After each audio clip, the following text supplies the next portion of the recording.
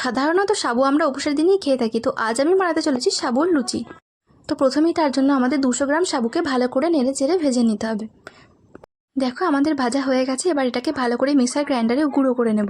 তারপর এতে পরিমাণ মতো লবণ আর আলু দিয়ে সাবুটাকে ভালো করে মেখে নেব। তারপর অল্প অল্প করে কুসুম গরম জল দিয়ে আলুটাকে ভালো করে মেখে নিতে হবে। দেখুন আমাদের মাখা হয়ে গেছে, এবার এটাকে 5 মিনিটের জন্য ঢাকা দিয়ে রেখে দেবো। নিরামিষ আলু তরকারিটা করার জন্য প্রথমে আমি কড়াইয়ে তেল দিয়ে নিয়েছি, তারপর গোটা জিরে, শুকনো লঙ্কা, আলু, গোলমরিচের গুঁড়ো, পরিমাণ মতো লবণ, পরিমাণ মতো হলুদ দিয়ে ভালো করে আলু তরকারিটা করে নেব।